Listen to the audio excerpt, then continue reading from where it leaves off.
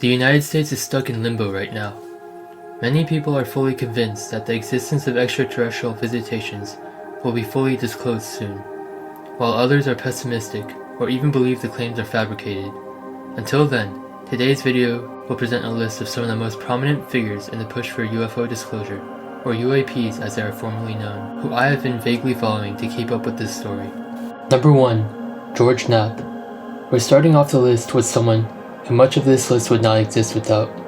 George Knapp was born in 1953 and grew up in Stockton, California. He was the senior class president in high school. After receiving his master's degree in communications, Knapp taught debate at the University of the Pacific and UC Berkeley. But it was after leaving his debate teaching days behind him when he would go on to do the most important work in his life. Knapp moved to Las Vegas, where he worked as a cab driver for a few years, before auditioning and being hired as a news anchor for the CBS-affiliated KLAS-TV in Las Vegas. The work he did after this forever tied his name to UFO disclosure. He also frequently hosted Coast to Coast AM, a radio program started by broadcaster, conspiracy theorist, and former Air Force pilot Art Bell, a program criticized by scholars for pseudoscience and pseudohistory. In the late 1980s, George Knapp conducted a few explosive interviews with key UFO whistleblowers, John Lear, followed by Bob Lazar, and promoted claims about the existence of Area 51, which we now know to exist. Knapp also introduced a senator from Nevada, Harry Reid, and Bigelow Aerospace founder, the Nevada billionaire Robert Bigelow. Bigelow remains absolutely convinced that extraterrestrials have visited our planet. Recently, News Nation also made a two-part series on George Knapp and his role in the push for UFO disclosure.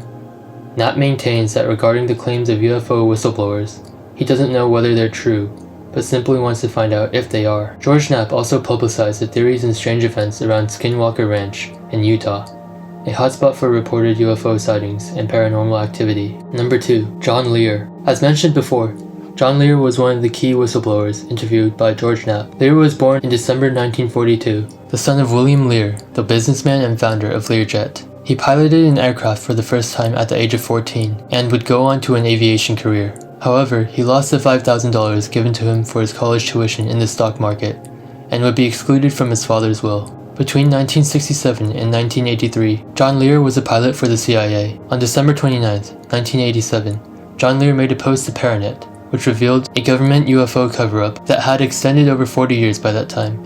The post also alleged that the government had been informing movie director Steven Spielberg on their relations with extraterrestrials, and that the Spielberg movie Close Encounters of the Third Kind was in fact based on a real encounter, but portrayed the aliens as more benevolent than they really are. Lear says we have been interacting with 70 different alien civilizations, including the Nordics and alien greys, who are responsible for cattle mutilation. Lear also spoke of the existence of an organization called the Majestic 12, formed in 1947 by President Harry Truman, and their encounters with alien greys. Documents about this organization were given to Lear through a man named Paul Bennewitz, with the original source being a man named William Moore. Later, Paul Bennewitz went insane, accusing his wife of controlling the aliens, and ended up barricading himself in his own home.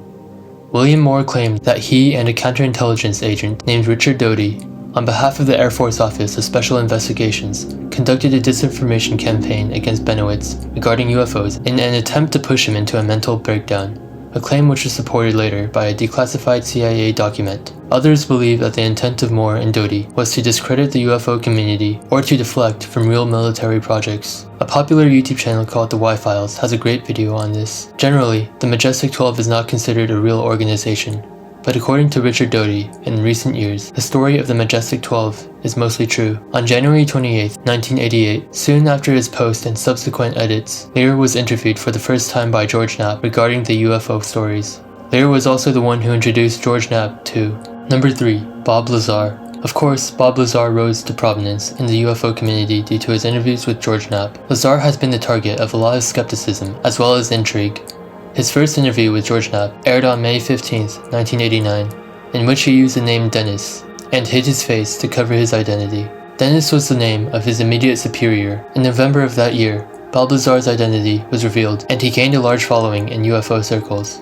His claims included the existence of Area 51, which was rumored but not acknowledged by the US government until 2013, and that he worked at a site called S4 near the main Area 51 facility, He claims and is considered by his believers to be a physicist who worked at the Los Alamos Mason Physics Facility and later at S4 on reverse engineering an extraterrestrial spacecraft which ran on an antimatter reactor and was fueled by element 115, which had never been successfully created in a lab officially prior to 2003. In December 2015, element 115 was recognized as one of 4 new elements, and in 2016, it was added to the periodic table and named Moscovium. However, all successful attempts to create element 115 by scientists on Earth have resulted in it decaying too quickly to be used to fuel spacecrafts. According to ufologist Jeremy Corbell, this is exactly what Bob Lazar predicted. Since his initial claims, Bob Lazar's credentials have been put under great scrutiny, with no records of his employment at Los Alamos, as well as no records of his claims that he received master's degrees in physics at MIT and in electronics at Caltech. Nuclear physicist and ufologist Stanton Friedman also indicates that based on Bob Lazar's high school performance, finishing in the bottom third of his class while graduating late, he would never have been accepted at either school. However, Friedman also worked with William Moore in releasing the documents on the Majestic 12. Bob Lazar also came under legal attacks in 1990 for facilitating sex workers, to which he pled guilty. He owns a company called United Nuclear Scientific Equipment and Supplies, which was raided by the FBI in 2017, which records show to be an investigation into whether Lazar's company was selling the element, thallium, to a murder suspect from Michigan. Bob Lazar believes that the FBI raid was for element 115, which he says he took, and that his records in education and employment have been erased to discredit him. Lazar has agreed to and taken lie detector tests, one of which yielded inconclusive results, while Terry Tavernetti tested also and became convinced that Lazar was telling the truth. Tavernetti has copies of Lazar's chart, showing them to 3 of his colleagues and convincing 2 of them. The last of his colleagues saw them as inconclusive. Tests of this nature are not usually taken as definitive. Number 4. Stephen Greer. Stephen Greer is very famous in UFO circles, but over the years, he's also become a target of perhaps more skepticism than Bob Lazar. He was born on June 28, 1955 in Charlotte, North Carolina, and according to Greer, he had his first sighting of a UFO at the age of 8. He studied biology at Appalachian State University, receiving his degree at the age of 27, and subsequently pursued medicine and became a physician. He retired in 1998 to chase the UFO story. He also trained in transcendental meditation, which becomes very relevant to his claims about UFOs. In 1990, Greer founded the Center of the Study of Extraterrestrial Intelligence, which aimed at researching ways to contact alien civilizations and keeping that separate from typical military and diplomatic relations. In 1993, Greer founded the Disclosure Project, which aims to grant amnesty to whistleblowers willing to share classified information, which Greer says was kind of an accident of history after visits from Army and intelligence personnel. Greer hopes to keep it separate from government relations since he claims that there is an attempt to establish a one-world government through presenting extraterrestrials as real but as a threat to the Earth. In 2001, Greer also held a press conference with the National Press Club in DC, where many whistleblowers came forward to speak on their involvement in a cover-up. He received funding also from Lawrence Rockefeller, grandson of John D. Rockefeller, brother of David and Nelson Rockefeller, and John D. Rockefeller III. Lawrence Rockefeller also funded the largest survey in the UK on crop circles. Stephen Greer called their project Project Starlight. These are the 2 aims of Stephen Greer in the UFO space, which are to disclose government knowledge about UFOs and extraterrestrial civilizations, and to initiate contact with them. A large aspect of their contact attempts are spiritual. In his documentary Close Encounters of the Fifth Kind, which was released in April 2020 and is still on Amazon Prime Video, contact is initiated on the part of humans through spiritual practices and understandings of consciousness, including meditation and invitation. In it, Greer claims to have contacted alien beings from various civilizations, including some from the Andromeda Galaxy, and that thousands of people are now practicing this successfully. He hopes to start a movement of human-initiated contact from the ground up, resulting in full civilizational contact. He provides photos in the documentary, though I'll leave it up to you to decide whether you find them convincing. In another documentary called Unacknowledged, released in 2017, Greer speaks about the cover-up and tells some of his stories. Among them are the claim that at a dinner party, Greer briefed the director of the CIA at the time, James Woolsey, who served from February 1993 to January 1995 under the Clinton administration. Their meeting was supposedly at a dinner party, first introduced through one of Greer's visitors, who explained that Woolsey had inquired about UFOs, but had been denied information. President Bill Clinton, after he was elected, was also denied information by President Bush Sr. President Jimmy Carter, who also claimed to have seen a UFO, was also supposedly denied information. Regarding Greer's meeting with Woolsey, Woolsey suggests that Greer had framed their meeting dishonestly, and that Greer portrayed questions as affirmations. In Unacknowledged, Greer provides what he says is the original invitation to meet with Woolsey regarding the topic. In Close Encounters of the Fifth Kind, he also claims to have spoken and briefed Hans Adam, the reigning Prince of Liechtenstein, who allegedly claimed to have been working with Bush Sr., Gorbachev, and the UN Secretary-General Perez Cuellar on disclosure before the Secretary-General was abducted in a simulated abduction carried out by a counterintelligence unit, while Bush Sr. and every world leader involved was threatened with abduction. Hans Adam supposedly hoped to prepare the public for an interplanetary war which would force the second coming of Jesus Christ. Greer implies that the real cause of the formation of the CIA was due to the crash at Roswell. I also wanted to mention that Richard Doty is one of the individuals interviewed in Unacknowledged and Close Encounters of the Fifth Kind, and in the latter he claims that alien abductions had been faked in order to set the stage for an interplanetary conflict.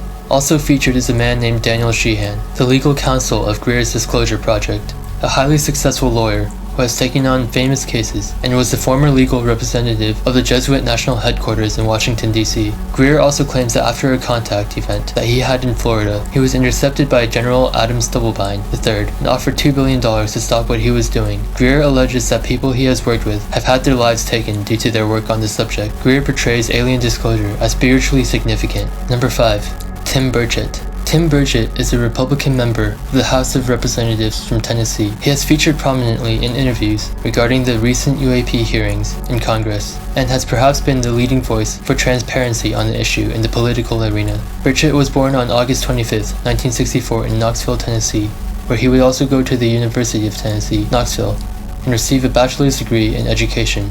I'm assuming that you guys are less interested in his politics in favor of the UFO issue, or at least I am, so I didn't bother learning about his political career too much. Burchett is a public critic of the efforts of the intelligence community to muddy the waters when it comes to UFOs and extraterrestrial life. He firmly supports the rights of the American public to be told the truth, declaring that the people can handle it. Burchett maintains a fair approach when it comes to working with Democrats, who in other situations might be considered political opposition. He gained prominence in this issue following the claims of David Grusch, but has been involved since half a year before that, after a report from the Director of National Intelligence on January 12, 2023. From then on, Burchett has maintained a public belief in a UFO cover-up that has been going on since the 1940s. In March 2023, Burchett also affirmed his beliefs that there has been reverse engineering efforts of extraterrestrial crafts, but that we don't understand how they work. He has been a firm supporter of David Grusch's claims, as he values military service very highly, which he will say very often. But following the initial David Grusch hearings, Burchett has taken part in SCIFs for government officials to take part in closed-doors meetings on sensitive information with the Department of Defense. Burchett essentially claimed that he and the rest of Congress weren't taken seriously. He has subsequently expressed a pessimistic view on whether the truth will come out. Number 6.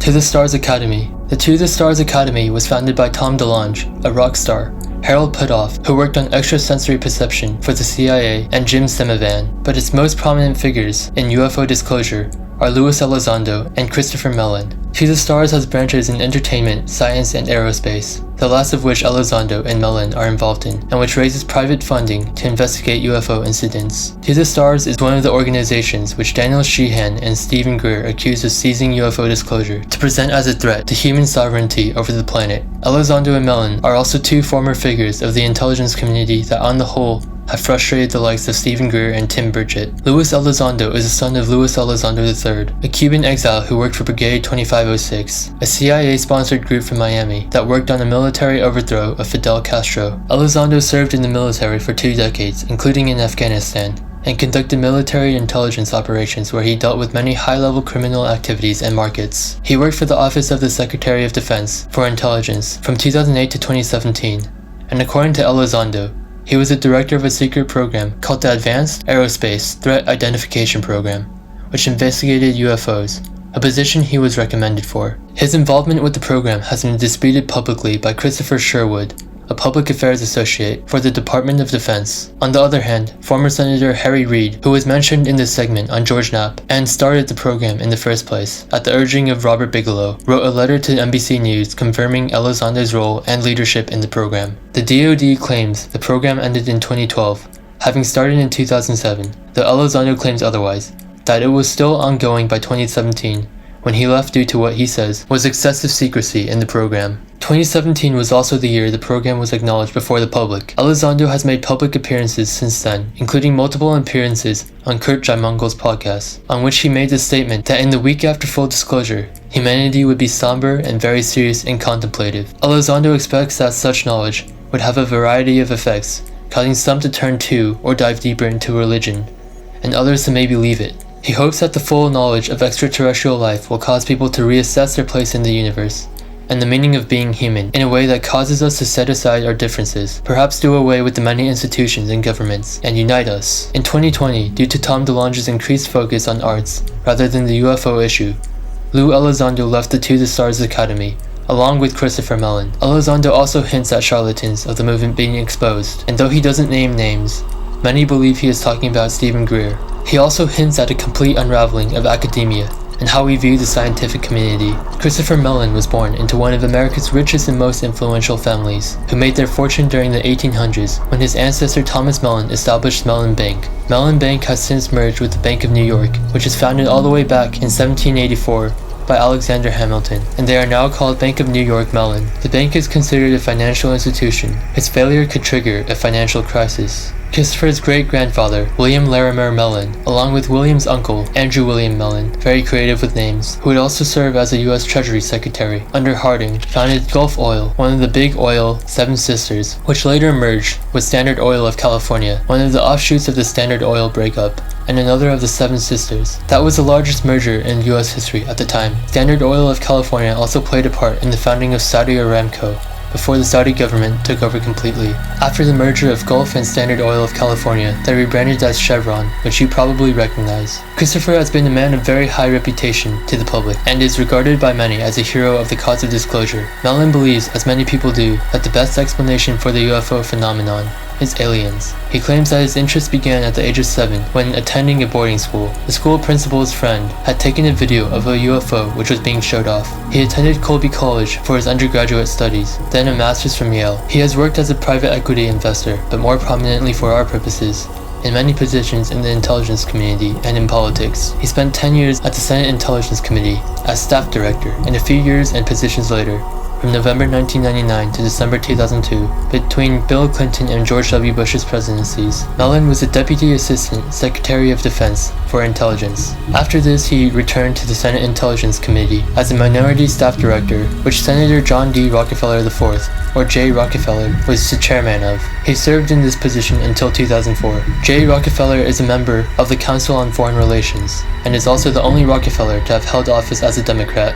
In this role, Mellon oversaw staff in the committee, which oversees the intelligence community as a whole, including the CIA, and reviews its budget. Then until 2009, he was a lobbyist for Mellon Strategic Consulting LLC. In a 2016 interview, Mellon said that to the best of his knowledge, he doesn't believe the DoD is concealing UFO information, and that he has looked at documents and visited government facilities including Area 51 and found no cover-up of UFOs. But on December 17, 2017, the New York Times broke a news story exposing the existence of government programs on UFOs and provided 3 Pentagon videos of UFOs, 2 provided by the Pentagon itself and 1 by the To the Stars Academy.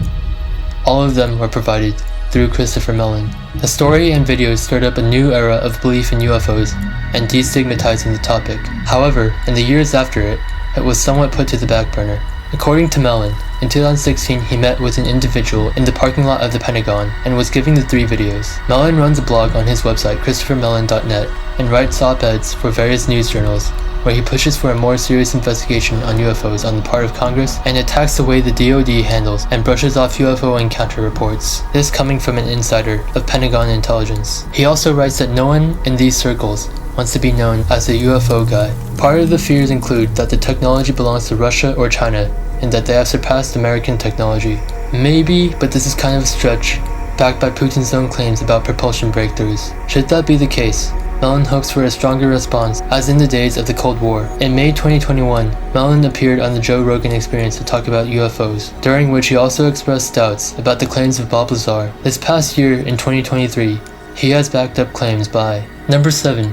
David Grusch. This is a man who took the UFO discussions to a new level, Grusch is a military veteran of Afghanistan and former Air Force intelligence officer. He worked in the National Geospatial Intelligence Agency and the National Reconnaissance Office. He represented the latter to the All-Domain Anomaly Resolution Office, which investigates UFOs.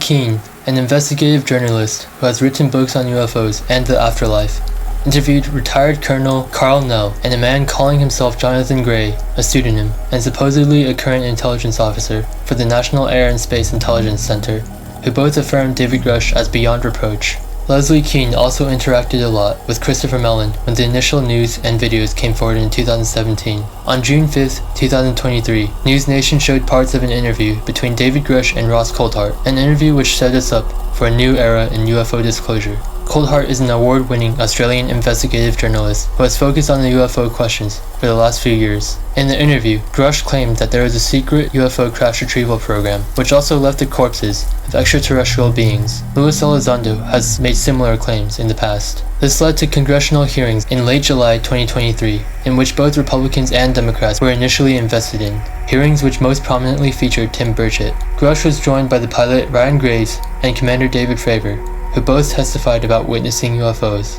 Fravor was one of the witnesses of the UFO footage released by the New York Times in December 2017. Leading up to that moment, he had been investigating radar anomalies. In the hearings, Grusch claimed that part of the UFO cover-up had involved taking lives to conceal the program, including people he personally knew. The UFOs themselves have caused harm to various military personnel, which Grusch wasn't able to go into detail for in a public setting, as it has to do with classified operations. In the public congressional hearings and his interview with Coulthart, Grusch presented information that he says was told to him by various individuals that he worked with in the intelligence community. He has since pushed for transparency on the topic before the public, simply because the people have a right to know, according to him. Grusch hasn't been able to provide much specific and definitive proof. The Coulthart explains some of the legal reasons why that is on Kurt Jaimungal's podcast, as well as the legal processes Grusch had to go through to present this information in the first place. Coulthart indicates that the actual evidence itself is on the way. He has had sources that he describes as confidential, not yet ready to go public, who have given him information, including on legislation on the topic, that he's known would come. Meanwhile, David Grusch has tried to guide Congress through their efforts. But as I mentioned with Tim Burchett, this hasn't seemed to be successful yet. Grusch also indicated that the Vatican has been part of the cover-up, and that Vatican intelligence has been working with the US intelligence community and exchanging information on this for a long time. In Coulthart's interview with Kurt Jaimungal, Kurt asked how long the extraterrestrials have been interacting with their planet, whether it's been tens of thousands of years, or even millions of years. Coulthart seems to affirm the tens of thousands, but isn't sure of millions. All of George Knapp, Coulthart, and Kean, and even Christopher Mellon and Elizondo have been accused of taking advantage of public interest in UFOs. If you're left a bit confused about the matter, I am as well. In any case, these are the key figures involved in the push for UFO disclosure as of right now. Some people are strongly convinced that disclosure is coming. Some even believe it will take place over the course of the next year. Others doubt whether any of these people are telling the truth or if they're used as some part of an operation. Whether you believe them or not, one thing is clear, and that is that UFOs are a topic that has been flooded with disinformation. Amongst the public, there's all sorts of arguments thrown out, some regarding science, some targeting the lack of definitive proof, some assessing the claims, some explaining their views on the government, and there's disagreement within the general public and other voices who aren't directly involved. In the end, I honestly have just one stance. Who cares about what you believe the scientists have to say or your own assessment on these figures? The only thing that matters right now is whether these people are telling the truth, and the only way to find out is to set aside all your reasons for why these people are telling the truth or not, and push for transparency in whatever way you can. It doesn't matter if you're right. What matters is if you find the truth. That is, if you believe we're ready to know.